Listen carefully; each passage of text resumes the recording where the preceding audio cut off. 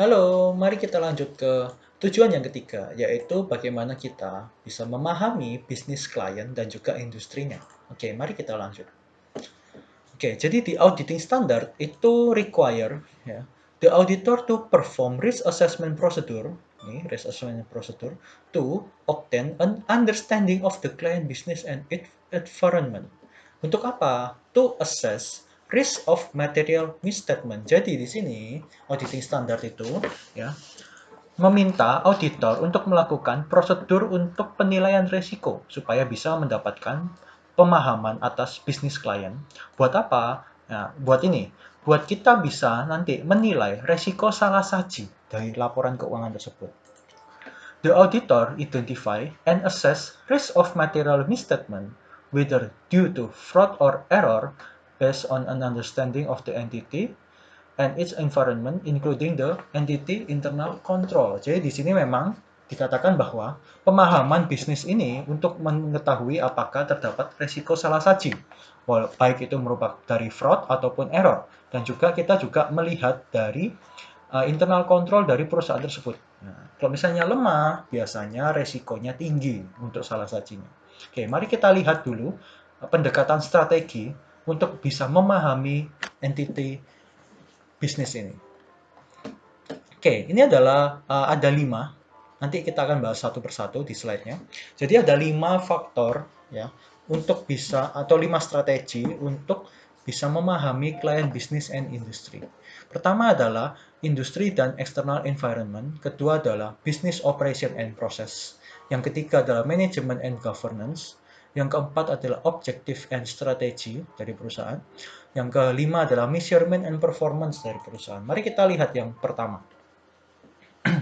Industry and external environment. Jadi di sini kita harus memahami, nah, industrinya itu bagaimana, kalau makanan bagaimana, kalau tambang bagaimana, kalau perbankan bagaimana, dan juga lingkungan eksternalnya itu bagaimana. Oke, di sini ada 3 alasan utama untuk bisa mendapatkan pemahaman yang baik atas client industry and external environment. Pertama adalah ini, penilaian risk associated with specific industry may affect the auditor's assessment of client business risk. Jadi di sini penilaian risiko bisnis dipengaruhi oleh risiko atas industri tertentu. Jadi ceritanya klien itu pasti punya risiko ya yang dipengaruhi oleh risiko dari industri tersebut. Jadi misalnya isu-isu yang ada sekarang, misalnya coronavirus sekarang, wah itu pasti banyak industri yang down. Mungkin sudah ada yang kolaps karena adanya coronavirus ini. Nah, itu resikonya tinggi seperti itu. Jadi, resiko yang ada di industri, yang terjadi di industri, misalnya sekarang um, dolar naik 16.000. Nah, itu juga akan mengefek pada industri keuangan seperti itu. Lalu yang kedua, many risks are common to all clients in certain industry. Jadi, ini artinya adalah resiko yang serupa ya yang dialami di suatu industri itu juga dialami oleh perusahaan yang ada di industri tersebut. Jadi misalnya resikonya itu di perbankan sekarang misalnya ya, dolar naik. Nah, berarti perusahaan-perusahaan keuangan itu juga akan mengalami kesulitan yang sama, resiko yang sama. Itu maksudnya. Lalu yang ketiga, many industry have unique accounting requirement that the auditor must understand to evaluate whether the financial statement are in accordance with accounting standard. Nah, jadi di sini adalah maksudnya singkat kata adalah setiap industri ya ini itu punya aturan khusus, aturan accountingnya sendiri ya. Jadi di sini ini masalah tingkat pemahaman dari auditor. Jadi auditor harus bisa paham bahwa industri khusus itu punya perlakuan accounting yang khusus. Nah, ini adalah pemahaman yang pertama yaitu tentang industri and external environment.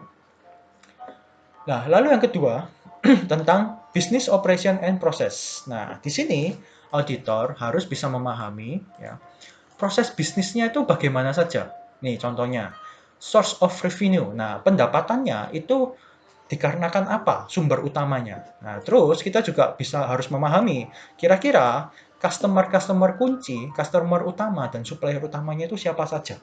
Nah, source of financing. Jadi sumber pendanaannya itu dia dapat dari mana? Ya, dan juga informasi mengenai ya pihak-pihak yang mempunyai hubungan istimewa ya, atau pihak berelasi. Karena ini semua bisa meningkatkan bisnis risk dari klien.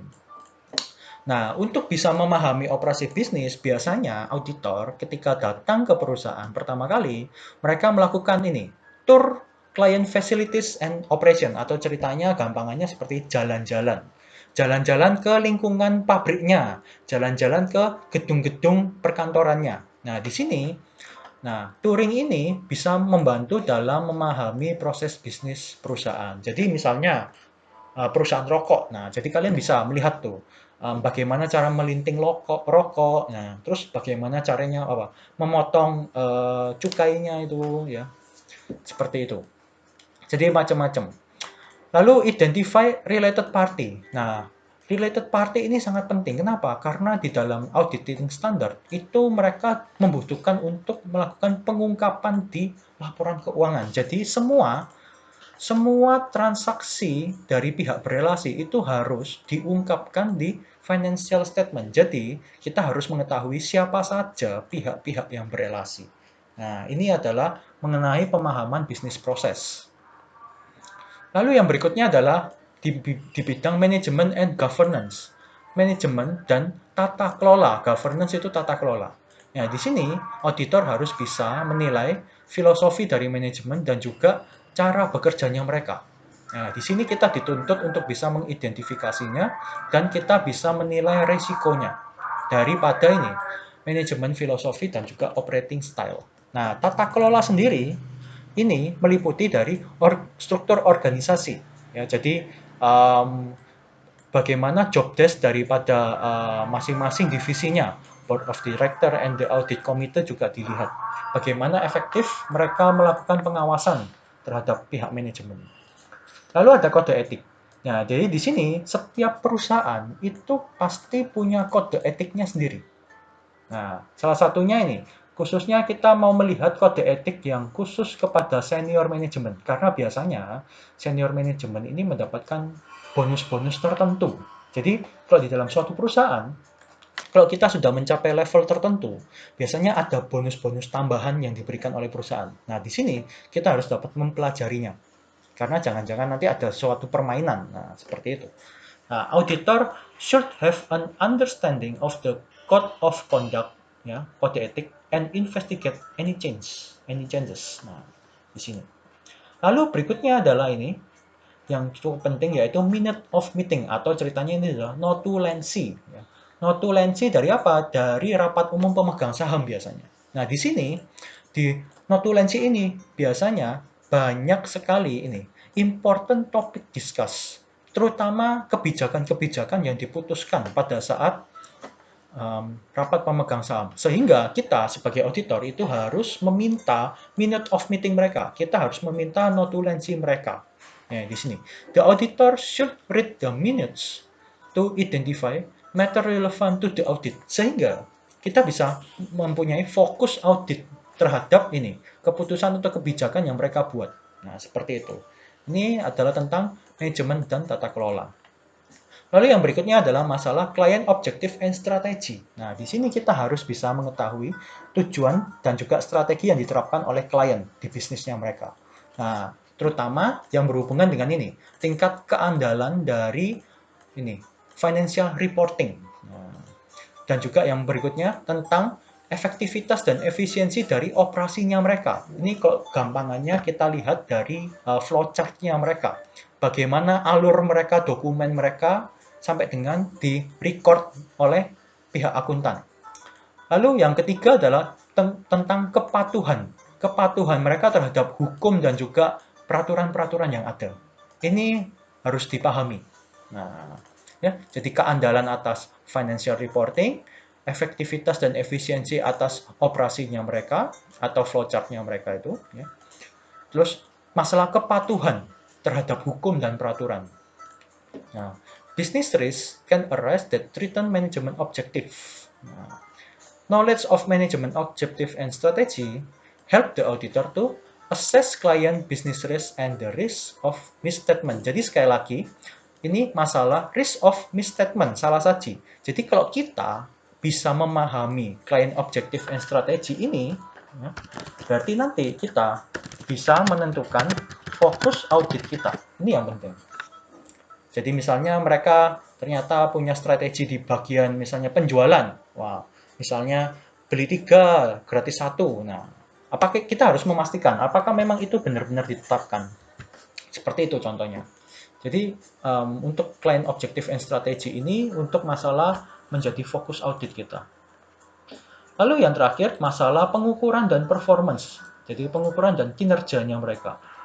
Jadi masing-masing perusahaan itu punya ini key performance indicator untuk menilai apakah kinerja mereka sudah baik atau tidak di tahun ini. Macam-macam.